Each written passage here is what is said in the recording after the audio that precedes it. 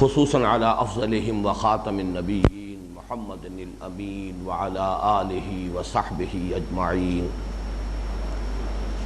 اما بعد فقد قال اللہ تبارک وتعالی كما ورد في سورة لقمان اعوذ باللہ من الشیطان الرجیم بسم اللہ الرحمن الرحیم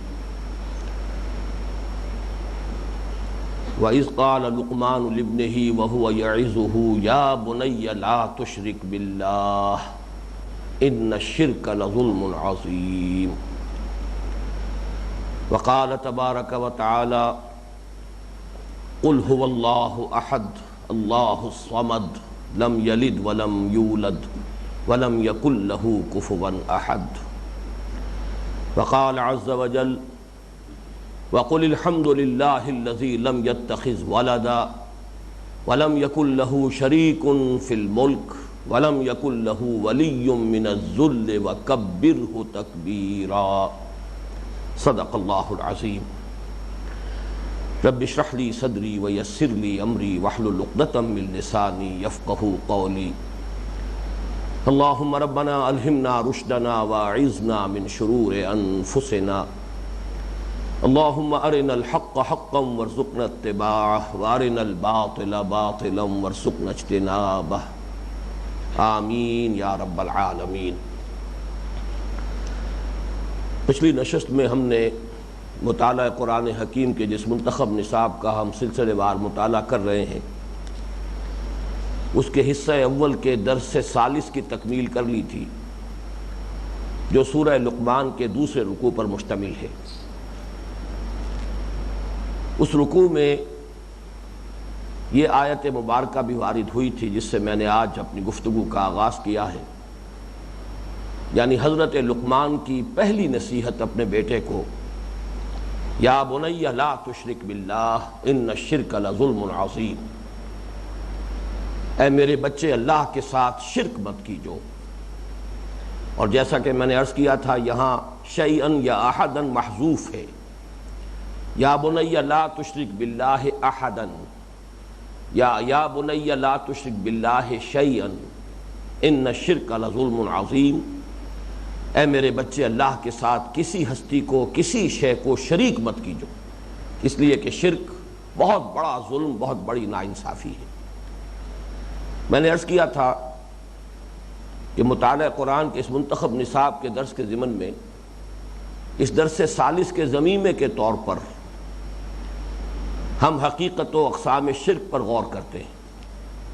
مضمون کی اہمیت اپنی جگہ پر واضح ہے، تو اس کو ایک علیحدہ سے ایک خطاب کا سلسلہ بنا کر کوشش یہ کی جاتی ہے کہ شرک کی جتنی مختلف صورتیں ہیں ان کی ایک پہچان، ان کی ایک معرفت پیدا ہو جائے۔ اس ضمن میں آج سے شاید 15 برس قبل کے میرے وہ کیسٹس ہیں، آڈیو کیسٹس، جن میں ایک گھنٹے کے 6 کیسٹس میں نے اس مضمون کی تکمیل کی تھی۔ آج جب میں آج کی اپنی اس گفتگو کے لیے ذہن بنا رہا تھا تو میں نے خود ان میں سے 3 کیسٹ سنے ہیں، اور یہ شاید زندگی میں پہلی مرتبہ ہوا ہے کہ میں نے اپنی ہی تقاریر اس طریقے سے اہتمام کے ساتھ سنی ہوں۔ میں یہ چاہتا تھا کہ وہ مضامین ذہن میں تازہ کر لوں، اس لیے کہ ان کیسٹس کی مقبولیت کا تو مجھے علم ہے، حلقہ علماء میں بھی ان کی پذیرائی ہوئی، اور جس نے بھی ان کو سنا ہے یہ مانا کہ واقعتاً اس موضوع پر وہ نہایت جامعیت کے حامل ہیں۔ لیکن یہ کہ میں یہ محسوس کر رہا تھا کہ وہ 6 گھنٹے میں نے جو کچھ بیان کیا ہے، الحمدللہ یہ تو قلب کی گہرائیوں سے اللہ کا شکر جو ہے اس کے چشمے ابلتے رہے کہ اس میں واقعتاً بہت سے مسائل کا احاطہ ہو گیا ہے، یہاں تک کہ بہت سے مسائل جو ہمارے ہاں بڑے اختلافی ہیں، بہت ہی بحث و نزاع کا موضوع ہیں، ان کے ضمن میں بھی جو قول فیصل ہو سکتا ہے اور ایسی بات کہ جس سے جھگڑے رفع ہو جائیں، وہ درمیانی بات کہ جس پر سب امت کا اجماع ہو سکتا ہے، وہ باتیں ان کیسٹس کے اندر آ گئی ہیں بڑی جامعیت کے ساتھ۔ لیکن اب ارادہ یہ ہے کہ اس سلسلہ درس میں 45 کی 4 نشستوں میں اس گفتگو کو مکمل کر لوں۔ ورنہ معاملہ بہت طویل ہو جائے گا۔ تو اگرچہ یہ بہت دقت طلب ہے، وہ مضامین جو میں نے 6 گھنٹوں میں بیان کیے تھے اب میں کوشش کروں گا کہ 3 گھنٹوں میں بیان کروں، تو اس کے ضمن میں ظاہر بات ہے کہ میری کوشش یہ ہوگی کہ جہاں تک بنیادی خاکہ ہے وہ مکمل ہو جائے۔ باقی جن حضرات کو دلچسپی ہوگی ان آڈیو کیسٹس کا میں نے حوالہ دے دیا ہے، ان کو حاصل کر کے بعض جو مباحث زیادہ تفصیل کے ساتھ ان میں آ گئے ہیں ان سے استفادہ کر سکتے ہیں۔ میں اللہ تعالیٰ سے دعا کر رہا ہوں کہ وہ مجھے ما قل و دل کی کیفیت خاص طور پر ان 4 نشستوں کے ضمن میں عطا فرما دے کہ میں جامعیت کے ساتھ اختصار کے ساتھ ان مضامین کا احاطہ کر سکوں، اور آپ سے بھی استدعا ہے کہ آپ بھی میرے لیے دعا کریں کہ اللہ تعالیٰ میرے لیے اس مرحلے کو آسان کر دے۔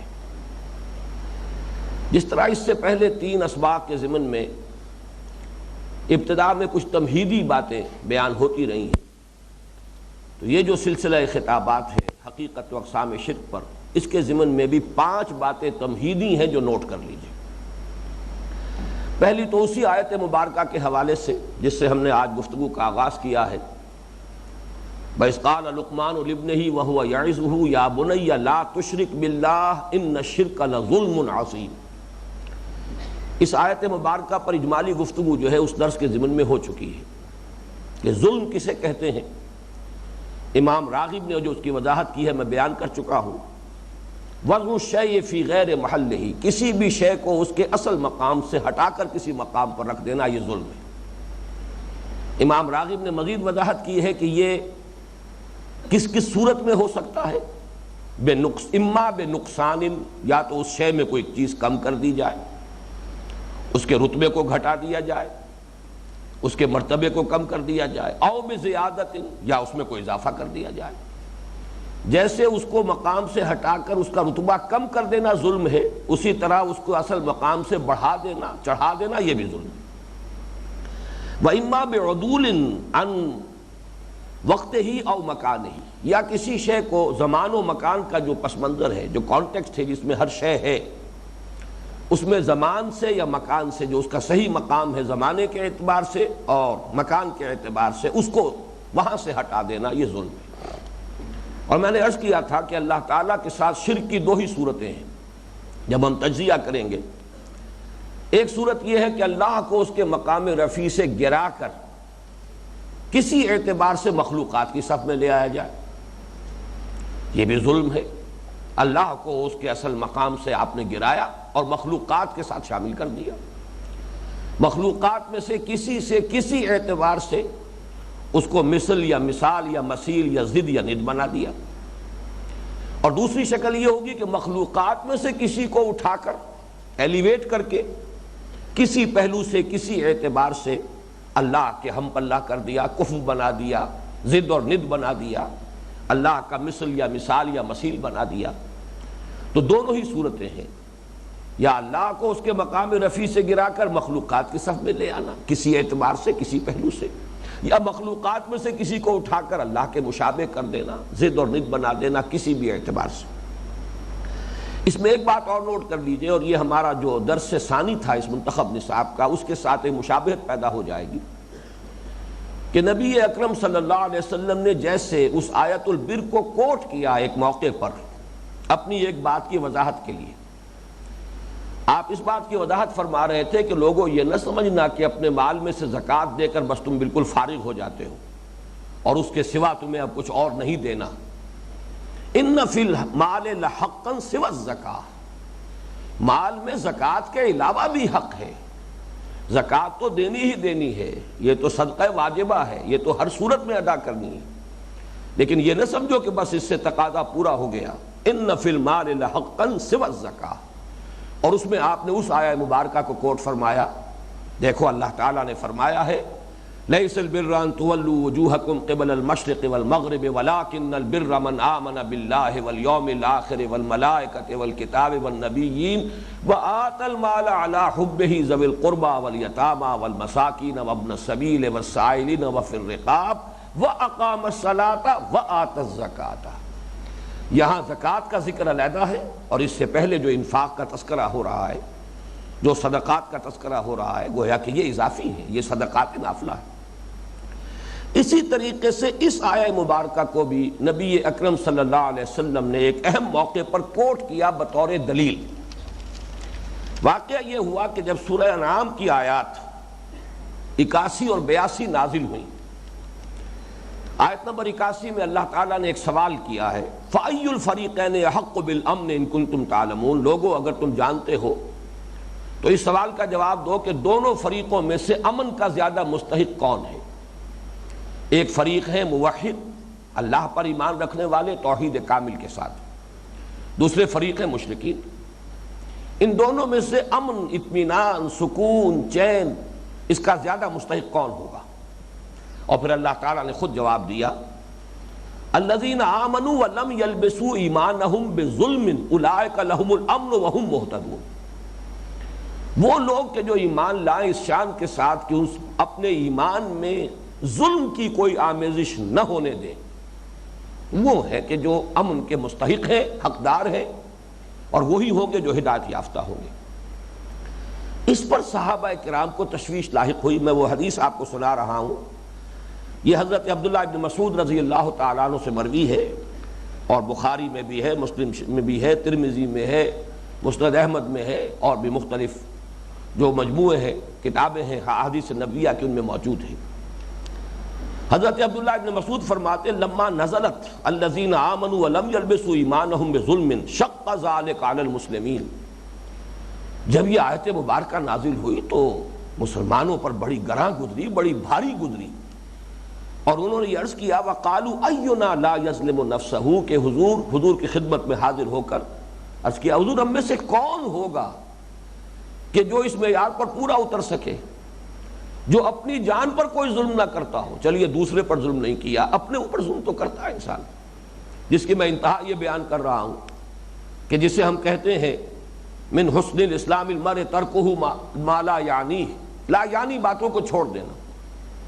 اگر آپ نہیں چھوڑ رہے، اپنا وقت ضائع کر رہے ہیں لا یعنی کام میں، جس میں نہ دنیا کی کوئی ضرورت پوری ہو رہی ہے اور نہ آخرت کا کوئی فائدہ، محض وقت گزاری کے لیے آپ نے کوئی مشغلہ اختیار کیا، تو یہ آپ نے اپنے اوپر ظلم کیا ہے، آپ نے اپنا وقت ضائع کیا ہے، اپنے اوپر ظلم کیا ہے۔ تو معلوم ہوا کون ہوگا جو ظلم سے اس طرح بری ہو جائے جس طریقے سے کہ اس آیت مبارکہ میں معاملہ سامنے آ رہا ہے۔ تو یہ جو تشویش ہوئی اس پر حضور نے فرمایا، فقال رسول اللہ صلی اللہ علیہ وسلم، مسلمانوں کی اس تشویش کو رفع کرنے کے لیے، اس کے ازالے کے لیے آپ نے فرمایا، لیس ذالک، یہ بات نہیں ہے جو تم سمجھے ہو اس آیت سے، انما ہوا شرک، اس آیت مبارکہ میں ظلم سے مراد شرک ہے۔ الم تسمعوا قول لقمان لابنہ، کیا تم نے وہ قرآن مجید میں جو اللہ تعالیٰ نے حضرت لقمان کی نصیحت نقل کی ہے اپنے بچے کے لیے، یا بنی لا تشرک باللہ ان الشرک لظلم عظیم، یہ ظلم عظیم شرک ہے، اور اس آیہ مبارکہ میں ظلم سے مراد شرک ہے، یعنی وہ لوگ جو ایمان لائیں اور اپنے ایمان میں شرک کی کوئی آمیزش نہ ہونے دیں، شرک کی کسی آلائش سے اپنے ایمان کو ملوث نہ ہونے دیں، ان کے لیے امن ہے، وہ ہدایت یافتہ ہوں گے۔ بعض روایات میں الفاظ آئے ہیں حضور کے، لیسا ہوا کما تظنون، ایسی بات نہیں ہے جیسا کہ تم سمجھے ہو۔ اور ایک اور روایت میں، الم تسمعوا قول العبد الصالح، کیا تم نے وہ قول نہیں سنا جو اللہ نے اپنے ایک صالح بندے کا نقل کیا ہے قرآن حکیم میں؟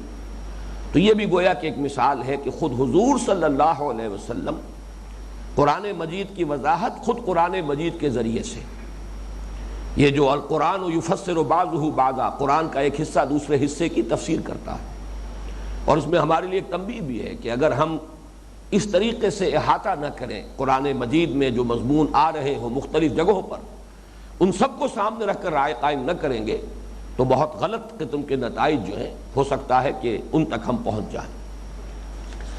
اب دوسری بات، شرک کی شناعت کس درجے کی ہے ہمارے دین میں، کتنی بری شے ہے۔ قرآن مجید وضاحت کے ساتھ کہتا ہے کہ یہ ناقابل معافی جرم ہے، یہ وہ گناہ ہے کہ جس کے معاف کیے جانے کی کوئی امید نہیں۔ اس کا مطلب کیا ہے؟ بغیر توبہ کے، توبہ سے تو ہر گناہ جو ہے وہ معاف ہو جائے گا، شرک سے بھی انسان تائب ہو جائے تو اللہ تعالیٰ معاف فرما دے گا، لیکن یہ کہ یہاں تقابل ہو رہا بغیر توبہ کے بھی، اللہ تعالیٰ شرک کے سوا دوسرے گناہوں کو تو معاف کر سکتا ہے اس نے اس کی توقع امید دلائی ہے۔ چنانچہ سورہ نساء میں یہ 2 مرتبہ مضمون آیا ہے، آیت نمبر 48 میں بھی، آیت نمبر 116 میں بھی۔ ان اللہ لا یغفر ان یشرک بہ ویغفر ما دون ذلک لمن یشاء۔ اللہ تعالیٰ اسے تو ہرگز معاف نہیں کرے گا، نہیں بخشے گا کہ اس کے ساتھ شرک کیا جائے، ہاں اس سے کم تر جس کے لیے چاہے گا معاف کر دے گا۔ اس میں بھی یہ وضاحت ضروری ہے کہ اسے کوئی اوپن لائسنس نہ انسان سمجھ لے کہ گناہ کرے، کہ باقی گناہوں کی تو اللہ تعالیٰ نے معافی کی بات کر ہی دی ہے، لہذا وہاں لمن یشاء، جس کو چاہے گا، یہ نہیں ہے کہ ہر ایک کے لیے ہے، یہ کوئی قاعدہ کلیہ نہیں ہے، لیکن اللہ نے تقابل صرف کیا ہے کہ بقیہ گناہ جو ہے ان کو اللہ جس کو چاہے گا معاف کر دے گا، لیکن شرک وہ گناہ ہے کہ اس کے معافی کی کوئی امید نہ رکھنا، الا یہ کہ انسان اپنی زندگی ہی کے اندر اس سے تائب ہو گیا۔ تیسری بات، اور یہ بھی در حقیقت اسی حقیقت کا ایک عکس ہے، کانورسلی سمجھیے کہ وہی بات سامنے آ رہی ہے، کہ جس طرح یہ بات سامنے آ گئی کہ اس دین میں سب سے بڑا گناہ، ناقابل معافی گناہ، ناقابل عفو جرم جو ہے وہ شرک ہے، کانورسلی یہ بات سامنے رکھیے کہ سب سے بڑی سند جو اللہ تعالیٰ کی طرف سے اس کے کسی بندے کو مل سکتی ہے وہ یہ ہے کہ میرا یہ بندہ مشرک نہیں۔ اس کی سب سے بڑی مثال یہ ہے کہ قرآن مجید میں حضرت ابراہیم علیہ السلام کا ذکر جہاں بھی آتا ہے، اب آپ نوٹ کیجئے حضرت ابراہیم کی شخصیت 3 پہلوؤں سے اس قدر عظمت کی حامل ہے۔ خلیل اللہ ہے، واتخذ اللہ ابراہیم خلیلا، سورہ نساء ہی کی آیت نمبر 125۔ اللہ تعالیٰ کے خلیل، ابو الانبیاء، ان کی نسل میں، ان کی اولاد میں کتنے نبی آئے، ان میں ہی حضرت موسیٰ علیہ السلام ہے، کتنی بڑی امت ان کی ہوئی، انہی میں سے حضرت عیسیٰ ہیں، اگرچہ بن باپ کے ان کی پیدائش ہے لیکن بہرحال ماں تو تھی نا، اور ماں حضرت ابراہیم کی نسل سے، حضرت مریم سلام علیہا۔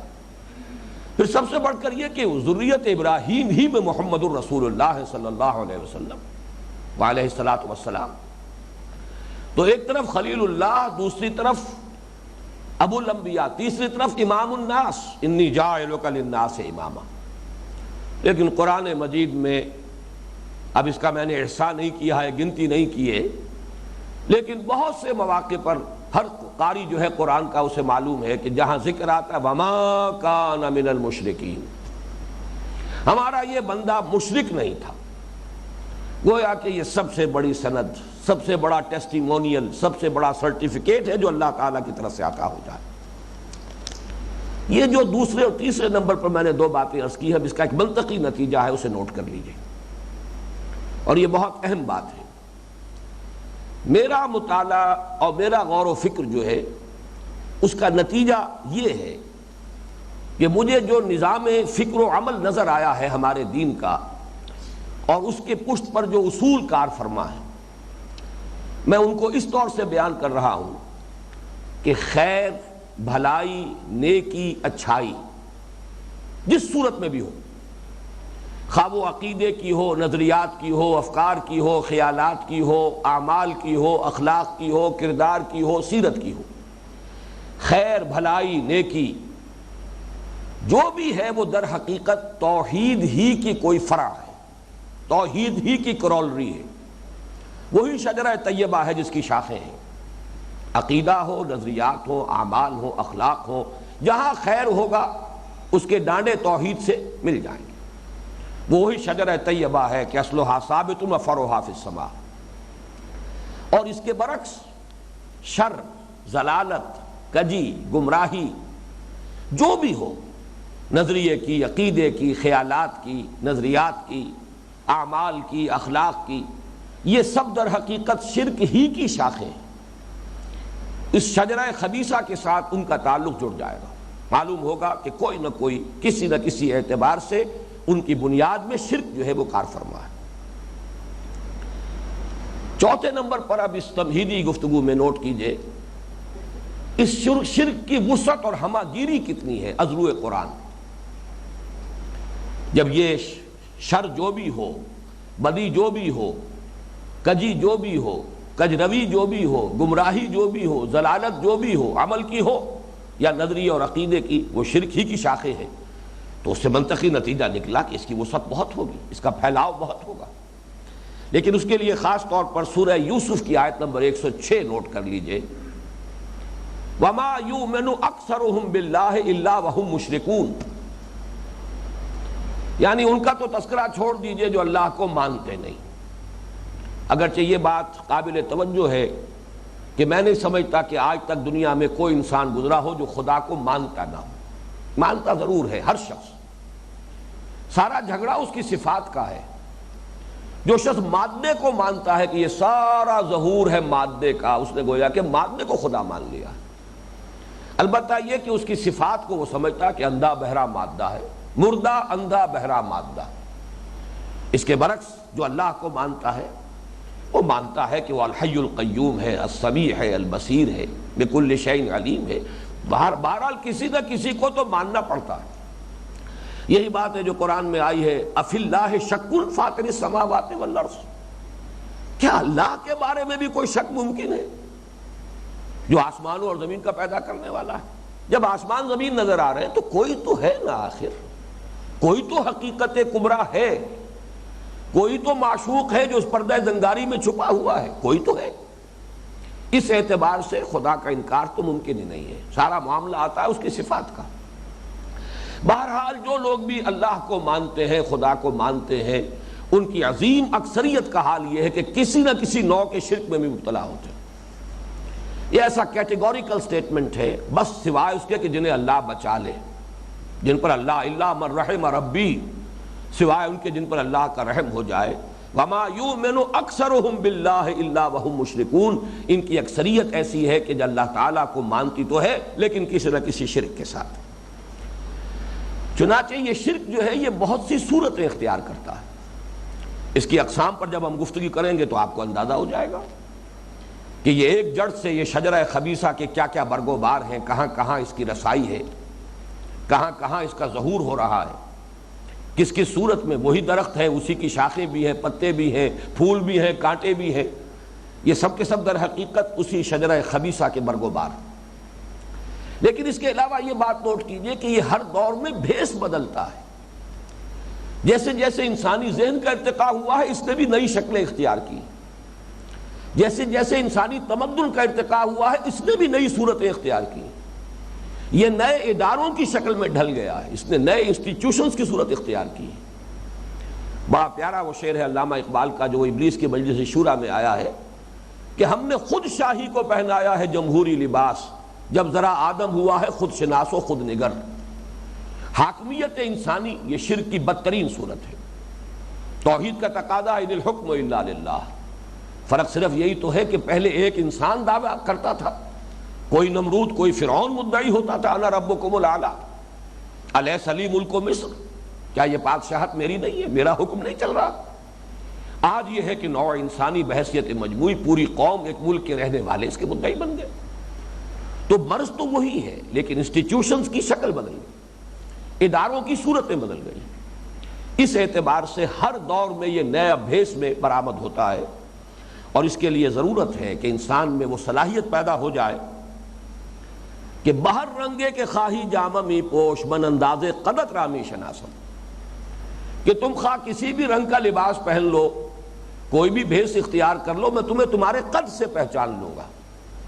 جب تک یہ صلاحیت نہ ہو کہ انسان اس شرک کی پہچان اس درجے اپنے اندر پیدا کر لے، اس کی صلاحیت کہ وہ کسی بھیس میں آئے، کسی انداز میں آئے، کسی صورت میں آئے، کسی شکل میں آئے، کسی نظریے کی صورت میں آئے، کسی ازم کی صورت میں آئے، کسی نظام فکر کی صورت میں آئے، کسی تمدنی ادارے کی صورت میں آئے، کسی عقیدے کی صورت میں آئے، انسان میں یہ صلاحیت پیدا ہو جائے کہ وہ اس کو پہچان لے۔ اس کی ایک دوسری بہت اہم مثال ہے، وہ انشاءاللہ جو ہماری اس سمت کی آخری بحث ہوگی اس میں تفصیل سے آئے گی۔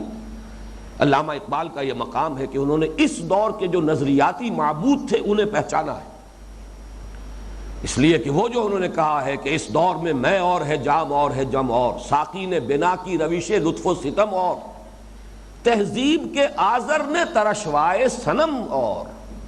ایک دور وہ تھا جب کہ کوئی آزر پتھروں سے کوئی بت جو ہے تراشتا تھا، آج کا انسان نظریات تراشتا ہے، مسلم نے بھی تعمیر کیا اپنا حرم، اور ان تازہ خداؤں میں بڑا سب سے وطن ہے، جو پیرہن اس کا ہے وہ مذہب کا کفن ہے۔ تو معلوم ہوا کہ انسٹیٹیوشنز، نظریات، ان کے اندر بھیس بدل بدل کر یہ مرض آتا ہے۔ تو یہ صلاحیت ہونی چاہیے کہ انسان اس کو پہچان سکے۔ اسی چوتھی بات کے ایک ضمیمے کے طور پر یہ بات بھی نوٹ کر لیں کہ مجھے یہ یقین حاصل ہے کہ مسلمان کا خمیر جس مٹی سے اٹھا ہے، مسلمان جس نے کہ مسلمان ماں کا دودھ پیا ہے، چاہے اسے شعور حاصل نہ ہو، لیکن واقعہ یہ ہے کہ وہ شرک میں ملوث نہیں ہو سکتا جان بوجھ کر، مغالطہ ہو جائے گا، دھوکہ کھا جائے گا، پہچان نہیں پائے گا۔ یہ سبب ہوگا اس کا شرک میں ملوث ہونے کا، جان بوجھ کر شعوری طور پر کوئی مسلمان کبھی مشرک نہیں ہو سکتا۔ اس لیے کہ جس درجے یہ کنڈیم ہوا ہے، یہ لفظ جس درجے جو ہے قرآن میں، سنت میں، ہماری پوری روایات میں جس طریقے سے اس کی شناخت واضح کر دی گئی ہے، کیسے ممکن ہے کہ کوئی مسلمان جان بوجھ کر شرک میں مبتلا ہو جائے؟ دھوکہ کھا جائے گا، اس کو مغالطہ لگ جائے گا، نیک نیتی سے لگ جائے گا، خلوص کے ساتھ لگ جائے گا۔ اس سے بھی مزید واضح ہوا کہ بڑی اہمیت ہے اس کی کہ ہم اس کی پہچان کی وہ صلاحیت پیدا کریں کہ بہر رنگے کے خواہی جامہ میں پوش، من انداز قدت رامی شناس۔ اور مجھے امید ہے انشاءاللہ تعالی یہ 4 نشستوں میں جب یہ اقسام شرک آپ کے سامنے آئیں گی تو اس سے آپ خود محسوس کریں گے کہ وہ صلاحیت پیدا ہو جائے گی۔ اس لیے کہ مجھ پر یہ اللہ کا بڑا فضل ہوا ہے، اس موضوع پر جو انشراح مجھے اللہ نے بہت پہلے عطا کیا تھا کہ بالکل الجبرا کے فارمولوں کے طور پر بات آپ کے سامنے رکھوں گا۔ اس فارمولے کو آپ جہاں اپلائی کریں گے، آپ اس سے بڑے مسائل جو ہے وہ حل کر لیں گے انشاءاللہ، بڑے سے بڑے عقدے واہ ہو جائیں گے، بڑے سے بڑے اختلافات جو ہے رفع ہوں گے اگر ان اصولوں کو انسان سمجھ لے جو بالکل الجبرا کے اور ریاضی کے جو فارمولے ہیں ان کی مشابہت کے ساتھ ہیں۔ اب آخری تمہیدی بات ہے تقسیم۔ اقسام شرک جب ہم کہہ رہے ہیں تو اس کی تقسیم کیسے ہوگی، اور حقیقت شرک بھی در حقیقت انہی اقسام کے ذیل میں منکشف ہوتی چلی جائے گی۔ لہذا ہماری اصل گفتگو جو ہے وہ اقسام شرک پر ہے، لیکن اس اقسام شرک کی تقسیم کس کس طور سے ہوئی ہے، بعض الفاظ جو ہے وہ معروف ہے۔ مثلا ایک شرک جلی ہے، ایک شرک خفی ہے۔ ایک کھلم کھلا نظر آ رہا ہے شرک ہے، بت سامنے رکھا ہے، کوئی شخص سجدہ کر رہا ہے کھلم کھلا۔ ایک شرک خفی ہے، انسان نماز پڑھ رہا ہے، اللہ کی نماز پڑھ رہا ہے، سورہ فاتحہ پڑھ رہا ہے، سجدہ اللہ کو کر رہا ہے، لیکن اگر دیکھتا ہے کہ کوئی مجھے دیکھ رہا ہے، میں کسی کی نگاہ میں ہوں، تو سجدہ لمبا کرتا ہے، نماز بڑا ایک ایک اس کا رکن جو ہے بڑے اطمینان کے ساتھ تعدیل ارکان کے ساتھ ادا کرنا شروع کر دیتا ہے، حالانکہ اس نے کوئی شرک نہیں کیا، نہ اس نے کوئی الفاظ ایسے منہ سے ادا کیے، نہ اس نے کوئی اور انداز ایسا اختیار کیا، لیکن یہ شرک ہو رہا ہے۔ حضور نے فرمایا یہ شرک خفی ہے، اس لیے کہ اگر یہ سجدہ اس سے پہلے وہ معمولاً کر رہا تھا 10 سیکنڈ کا، اور اب اس نے 15 منٹ جو ہے سرزمین پر ٹکائے رکھا ہے، تو اس ایک سجدے کے 2 معبود ہو گئے، تجزیہ کر لیجئے۔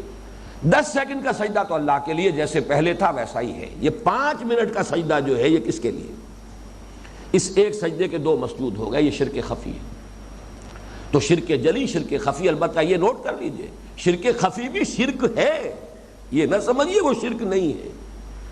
فرق صرف یہ ہے کہ ایک نظر آنے والا شرک ہے جس پر فتویٰ لگ جائے گا، کوئی عالم جو ہے کوئی مفتی فتویٰ لگائے گا کہ یہ شرک ہے، ایک وہ شرک ہے جس پر اگر انسان ہی متنبہ ہو جائے تو ہو جائے خود، ظاہر بات ہے کسی مفتی کا فتویٰ تو اس پہ نہیں لگ سکتا۔ اس شرک خفی کے بارے میں یہاں تک فرمایا حضور نے کہ شرک خفی کا پہچاننا خود بھی انسان کے لیے اتنا مشکل ہے جتنا کسی اندھیری رات میں تاریک شب ہو اور سیاہ پتھر ہو اور اس پر ایک سیاہ چیونٹی چل رہی ہو، تو جیسے اسے دیکھنا مشکل ہے ایسے ہی شرک خفی کو پہچاننا مشکل۔ ایک دوسری تقسیم کی گئی ہے کہ ایک ہے عقیدے کا شرک، ایک ہے عمل کا شرک، شرک فی العقیدہ، شرک فی العمل۔ یہ چیزیں انشاءاللہ جب ہم اقسام شرک پر گفتگو کریں گے تو واضح ہوتی جائیں گی۔ اسی کو امام ابن تیمیہ رحمۃ اللہ علیہ نے، اس لیے کہ بہرحال یہ ان کے خاص موضوعات ہیں، ان میں کوئی شک نہیں، انہوں نے اس کو کہا ہے شرک فی العقیدہ، اس کو کہا شرک فی المعرفہ، معرفت میں شرک، پہچان میں شرک، یہ علمی اور نظری شرک ہوگا۔ اور ایک ہے شرک فی الطلب، مطلوب میں شرک ہو جائے، اس لیے کہ توحید کا تقاضا یہ ہے کہ لا محبوب الا اللہ، لا مقصود الا اللہ، لا مطلوب الا اللہ۔ مطلوب حقیقی، مقصود اصلی، محبوب حقیقی اللہ کے سوا کوئی نہ ہو۔ تو فی الشرک فی الطلب، وہ ضعف الطالب والمطلوب جو سورہ حج میں فرمایا ہے، وہ ہمارے منتخب نصاب میں آئے گا یہ درس، یہ تیسرے حصے کا تیسرا جو ہمارا حصہ ہوگا اس کا آخری درس ہوگا۔ لیکن تیسری شکل جس پر کہ ہم گفتگو کریں گے وہ ہے 3 اقسام میں شرک کو منقسم کر کے ہم سمجھنے کی کوشش کریں گے، جملہ اقسام شرک کو۔ ایک ہے شرک فی الذات، اللہ کی ذات میں کسی کو اس کا شریک کر دینا، مد مقابل بنا دینا، کفر بنا دینا، یہ بدترین شرک ہے۔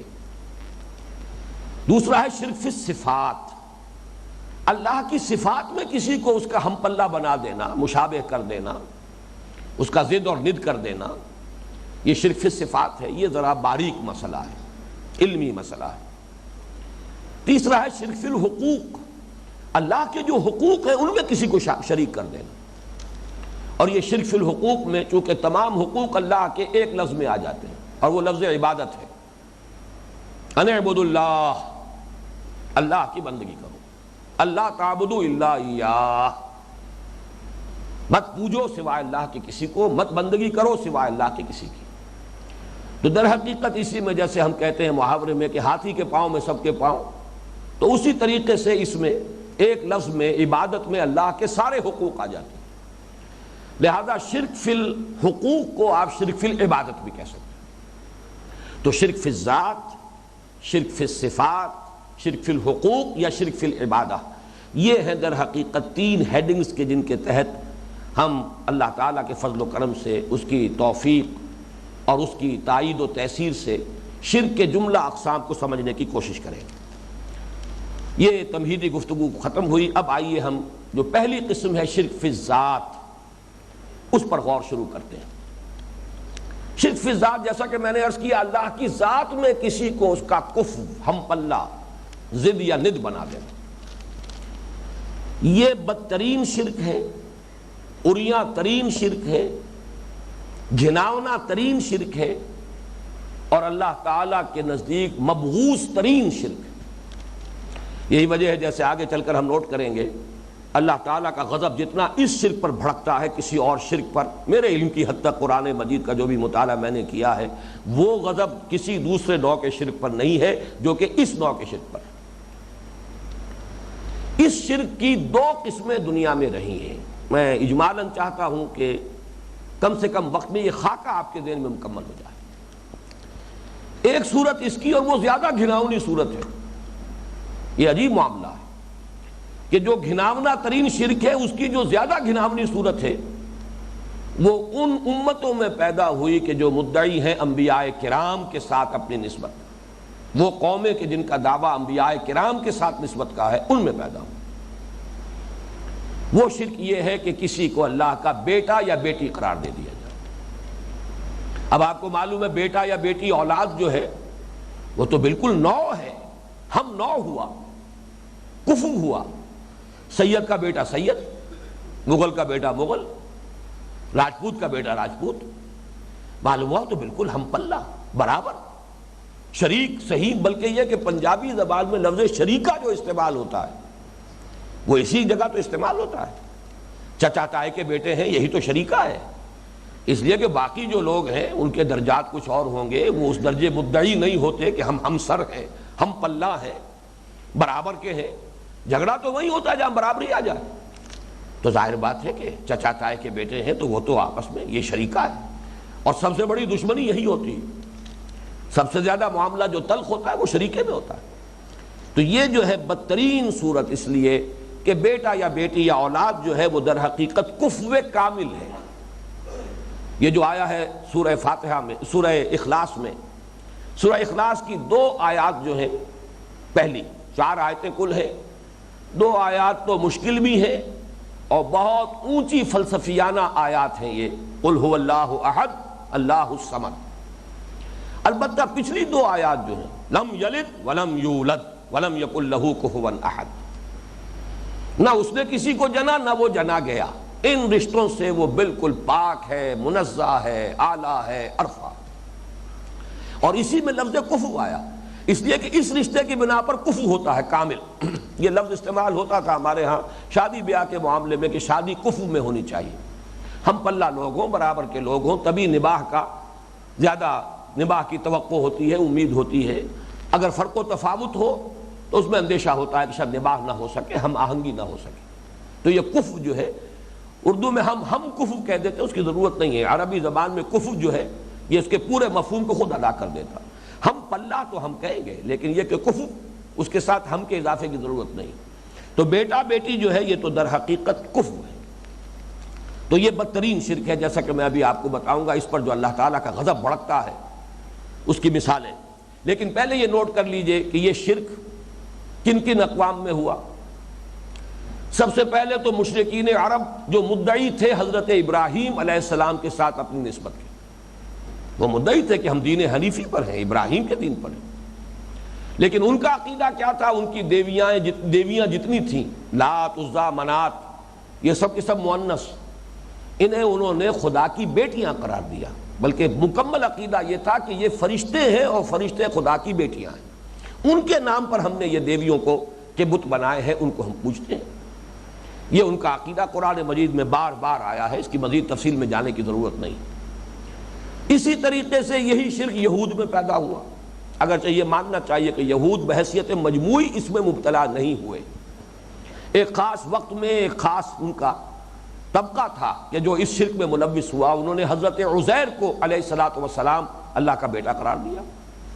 وقالت الیہود عزیر ابن اللہ، یہود نے یہ کہا کہ عزیر اللہ کے بیٹے ہیں. لیکن یہ شرک انتہائی کلائمیکس پر جو پہنچا ہے، نقطہ عروج پر، بدترین صورت جو اس نے اختیار کی ہے وہ عیسائیوں کے ہاں. اس کا تو دین کا اصل الاصول ہی یہ بن گیا. اور انہوں نے وہ انتہا کی ہے کہ صراحت کے ساتھ کہتے ہیں کہ حضرت مسیح اللہ کے صلبی بیٹے ہیں. یعنی کوئی استعارہ نہیں، یہ محاورتاً ہم نہیں کہہ رہے ہیں، صلبی بیٹے. اسی لیے انہوں نے لفظ ولد استعمال کیا ہے. ابن میں اور ولد میں فرق ہے. یہود پر جو الزام قرآن مجید کا ہے وہ یہ کہ انہوں نے حضرت عزیر کو ابن اللہ کہا، اور نصارہ پر دونوں الزام ہے، ابن اللہ بھی کہا، مسیح ابن اللہ، اور یہ بھی کہا کہ وہ ولد ہیں اللہ کے. ابن کے اور ولد کے مابین ذرا ایک فرق ہے. ابن جو ہے یہ کسی دوسری نسبت کے اظہار کے لیے بھی لفظ استعمال ہو جاتا ہے. جیسے آپ کہتے ہیں ابن الوقت. اب یہ وقت کا بیٹا تو نہیں ہوتا نا، اس کی ایک کیفیت ہے کہ یہ تو وقت کے تقاضوں کے مطابق بدلتے رہتے ہیں. یہ تو مرغ بعد نما ہے، ادھر کی ہوا چلے گی ادھر رخ ہو جائے گا، ادھر کی ہوا چلے گی ادھر رخ ہو جائے گا. چلو تم ادھر کو ہوا ہو جدھر کی. اپنے منفعت کو، اپنے مصلحت کو دیکھتے ہیں بس. کوئی اصول نہیں، کوئی اسکروپلز نہیں، کوئی پرنسپلز نہیں. ابن الوقت، اب یہ ابن آ گیا یہاں. یا ابن السبیل کہتے ہیں قرآن مجید میں 12، راستے کا بیٹا، یعنی مسافر، اس لیے کہ راستہ چل رہا ہے، وہ راستے سے اس کی نسبت ہے. لہذا جہاں لفظ ابن آتا ہے اس میں پھر بھی امکان ہے کسی دوسری نسبت کے وہاں بیان ہونے کا. لیکن جہاں لفظ ولد آ جائے وہاں در حقیقت یہ بدترین صورت ہے اس شرک کی، شرک فی الذات کی. چنانچہ جیسے کہ میں ابھی آپ کو سنا چکا ہوں سورہ اخلاص میں اسی کی نفی ہوئی، لم یلد ولم یولد ولم یکن لہ کفوا احد. سورہ بنی اسرائیل کی آخری آیت جو بہت عظیم خزانہ ہے، یہ بھی توحید کا عظیم خزانہ اور شرک کی نفی پر عظیم آیات میں سے ہے. اگرچہ حضور صلی اللہ علیہ وسلم نے تمام آیات قرآنی کی سردار آیت الکرسی کو قرار دیا ہے. وہ بنیادی طور پر شرک فی صفات کی آیت ہے، لیکن یہ کہ بہرحال اپنی جگہ پر وہ بھی جامع ہے، اور یہ آیت بھی بہت جامع ہے اگرچہ آیت الکرسی سے بہت چھوٹی ہے. وَقُلِ الْحَمْدُ لِلَّهِ الَّذِي لَمْ يَتَّخِذْ وَلَدًا. کہیے کل شکر، کل ثنا، کل تعریف اس اللہ کے لیے جس نے کسی کو اپنا بیٹا نہیں بنایا، کسی کو اپنی اولاد نہیں بنایا. اسی طرح سورہ کہف کے آغاز میں فرمایا گیا. اب یہاں دیکھیے غضب بھڑکنا شروع ہو رہا ہے. سورہ بنی اسرائیل کی تو یہ آخری آیت تھی اور سورہ کہف کا یہ آغاز ہے. یہ دونوں صورتیں جو قرآن مجید کے بالکل وسط میں آئی ہیں، جوڑے کی شکل میں ہیں. یہ در حقیقت حکمت قرآنی کے عظیم ترین خزانے ہیں قرآن مجید میں. اور ظاہر بات ہے حکمت کا اصل الاصول توحید ہوگا، اس کی ضد اور نفی جو ہے وہ شرک ہوگی. تو توحید اور شرک پر بھی جامع ترین صورتیں سورہ بنی اسرائیل اور سورہ کہف ہیں. بہرحال اس میں تفصیل میں جانے کا موقع نہیں ہے، اب نوٹ کیجئے وَيُنذِرَ الَّذِينَ قَالُوا اتَّخَذَ اللَّهُ وَلَدًا مَا لَهُم بِهِ مِنْ عِلْمٍ وَلَا لِآبَائِهِمْ كَبُرَتْ كَلِمَةً تَخْرُجُ مِنْ أَفْوَاهِهِمْ إِنْ يَقُولُونَ إِلَّا كَذِبًا فَلَعَلَّكَ بَاخِعٌ نَفْسَكَ عَلَىٰ آثَارِهِمْ إِن لَّمْ يُؤْمِنُوا بِهَٰذَا الْحَدِيثِ أَسَفًا۔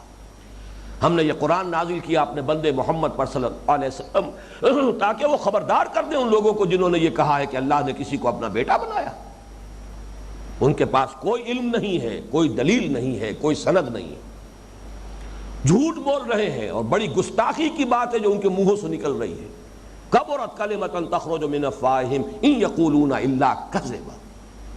اور اگر باز نہ آئے اور اس قرآن پر وہ ایمان نہ لائے، اپنے اس عقیدے سے تائب نہ ہوئے، فلعلک باخع نفسک علی آثارہم، تو جو نتائج نکلیں گے اس کے، اس پر شاید کہ آپ صدمے سے اپنے آپ کو ہلاک کر لیں۔ اس سے بھی زیادہ یہ بات جو ہے، جو ذروہ سنام ہے اس موضوع پر قرآن حکیم کا، وہ جو اگلی صورت ہے سورہ مریم، اس کے اختتام پر وہاں تو 5 آیات آئی ہیں کہ جو میرے نزدیک اس موضوع پر قرآن مجید کا ذروہ سنام چوٹی۔ وَقَالُوا اتَّخَذَ الرَّحْمَنُ وَلَدًا لَقَدْ جِئْتُمْ شَيْئًا إِدًّا تَكَادُ السَّمَاوَاتُ يَتَفَطَّرْنَ مِنْهُ وَتَنشَقُّ الْأَرْضُ وَتَخِرُّ الْجِبَالُ هَدًّا أَن دَعَوْا لِلرَّحْمَنِ وَلَدًا وَمَا يَنبَغِي لِلرَّحْمَنِ أَن يَتَّخِذَ وَلَدًا۔ انہوں نے یہ کہا ہے کہ الرحمن نے کسی کو بیٹا بنایا۔ دیکھو تم بہت بڑی گستاخی کا ارتکاب کر رہے ہو۔ لَقَدْ جِئْتُمْ شَيْئًا إِدًّا، اور یہ گستاخی اتنی بڑی ہے کہ آسمان پھٹ پڑنے کو تک، وہ آسمان پھٹ پڑنے کو ہے، زمین شق ہونے کو ہے، اور پہاڑ جو ہے ایک دھماکے کے ساتھ گر پڑنے کو ہے زمین پر۔ ان دعوا للرحمن ولدا، کہ انہوں نے رحمان کے لیے بیٹا قرار دیا۔ وما ينبغي للرحمن ان يتخذ ولدا، حالانکہ رحمان کے تو یہ شایان شان ہی نہیں کہ وہ کسی کو اولاد بنائے۔ یہ ذرا سا موضوع میں چاہتا ہوں کہ اس کی وضاحت ہو جائے، شایان شان کیوں نہیں ہے، کیوں یہ اتنی بڑی گستاخی ہے۔ اصل میں اولاد کی طلب اور خواہش ہوتی ہے اور ضرورت ہوتی ہے اسے جو خود فانی ہو۔ ہمیں معلوم ہے ہم فانی ہیں، ہم تو ختم ہو جائیں گے، آج ہے کل نہیں ہوں گے، تو اپنے بقا کا ایک تسلسل انسان دیکھتا ہے اپنی اولاد میں۔ میرا نام چلے گا، بہرحال میں نہیں ہوں گا، میرا نام چلے گا، میری اولاد ہوگی۔ یہ اولاد ایک اعتبار سے انسان کے اپنے وجود کا تسلسل ہے، لیکن جو خود الحی ہو، جس کو کبھی فنا نہیں آنی، وہ تو ہمیشہ برقرار رہنے والا ہے۔ اللہ باقی من کل فان، تو اس کے لیے قطعاً شایان نشان نہیں۔ گویا کہ تم نے اگر اس کے لیے اولاد تجویز کی ہے تو گویا کہ اسے فانی قرار دیا ہے۔ لقد جئتم شیئا ادا تکاد السماوات یتفطرن منہ وتنشق الارض وتخر الجبال حدا ان دعوا للرحمن ولدا وما ينبغي للرحمن ان يتخذ ولدا۔ اس ضمن میں 2 چیزیں اور نوٹ کر لیجئے۔ سورہ انعام میں فرمایا آیت نمبر 101 میں بدیع السماوات والارض، اللہ تو ایک بالکل انوکھی یونیک ہستی ہے آسمانوں اور زمین کی، تم نے کہاں اس کے لیے اولاد تجویز کر دی؟ انا یکون لہ ولد ولم تکن لہ صاحبہ، کہاں سے ہو جائے گی اس کی اولاد جبکہ اس کی کوئی بیوی نہیں ہے۔ اس کے حوالے سے اصل میں یہ نوٹ کیجئے، یہ بھی تاریخ مذاہب کا ایک اہم معاملہ ہے۔ عیسائیوں نے جو ابتداً تثلیث اختیار کی تھی اس میں حضرت مریم کو بھی شامل کیا تھا، جیسے کہ سورہ مائدہ کے آخر میں ہے، اللہ تعالیٰ پوچھے گا قیامت کے دن حضرت عیسیٰ علیہ السلام سے، یا عیسیٰ ابن مریم انت قلت للناس اتخذونی و امی الہین من دون اللہ، کیا تم نے کہا تھا کہ مجھے اور میری ماں کو بھی الہ بنا لینا؟ تو وہاں اس وقت وہ تثلیث کیا تھی؟ God the father, God the mother, God the son. Mother تو کہا ہے، وائف نہیں کہا، اس لیے کہ واقعہ یہ کہ اس حد تک جو ہے جسارت اور اس حد تک جو ہے وہ اللہ تعالیٰ کی شان میں گستاخی کی جرت انہیں نہیں ہوئی۔ God the father, God the mother, God the son. لیکن معلوم ہوتا ہے کہ اس پر بھی انہیں احساس ہوا ہے کہ یہ بڑی جسارت ہے، بڑی زیادتی ہے اللہ کے ساتھ، بڑی گستاخی ہے، لہذا پھر انہوں نے جو اب تثلیث ہے دنیا میں، اب حضرت مریم جو ہے اس تثلیث میں شامل نہیں ہے، بلکہ اب God the father, God the سن اور ہولی گھوسٹ، حضرت جبرائیل علیہ السلام کو، روح القدس کو اس تثلیث میں شامل کیا ہے۔ اس پر آخری بات یہ عرض کر رہا ہوں کہ یہ تو میں نے جو عیسائیت کا معاملہ تھا اسے تفصیل سے بیان کیا ہے۔ مشرکین مکہ کا جو عقیدہ تھا کہ یہ اللہ کی بیٹیاں ہیں، یہ ہماری دیویاں، یہ فرشتے ہیں جو اللہ کی بیٹیاں ہیں، اس پر قرآن مجید طنز بھی کرتا ہے اس انداز میں کہ بھائی کسی نے مجھے تجویز کیے میرے لیے تو بیٹے تو کیے، تم نے جو کچھ کیا ہے واقعہ یہ کہ اس کا جواب نہیں، کہ خود اپنے لیے تو بیٹے تمہیں پسند ہیں اور مجھے اگر الاٹ بھی کی تو بیٹیاں کی ہیں۔ سورہ بنی اسرائیل میں فرمایا افاصفاکم ربکم بالبنین واتخذ من الملائکۃ اناسا انکم لتقولون قولا عظیما، کیا اللہ نے تمہیں تو پسند فرما لیا، چن لیا، ترجیح دے دی بیٹوں کے ساتھ اور خود اپنے لیے بیٹیاں اختیار کر لی؟ اسی طریقے سے ایک جگہ آیا ہے تلک اذن قسمۃ ضیزی الکم الذکر ولہ الانثی، تلک اذن قسمۃ ضیزی سورۃ النجم میں، کیا تمہارے لیے تو مذکر ہیں بیٹے اور اللہ کے لیے مؤنث ہیں بیٹیاں؟ یہ تو بڑی نامنصفانہ تقسیم ہے جو تم نے کی ہے۔ اسی طرح سورہ صافات میں آیا اصطفى البنات علی البنین ما لکم کیف تحکمون، کیا اللہ نے بیٹوں کو چھوڑ کر بیٹیاں پسند کی ہیں؟ ذرا سوچو تو صحیح، تم کیا بات کہہ رہے ہو، کتنی بڑی گستاخی کر رہے ہو۔ اب اس نشست پر کا اختتام ہم اسی پر کر رہے ہیں۔ اقول قولی ھذا واستغفر اللہ لی ولکم ولسائر المسلمین والمسلمات۔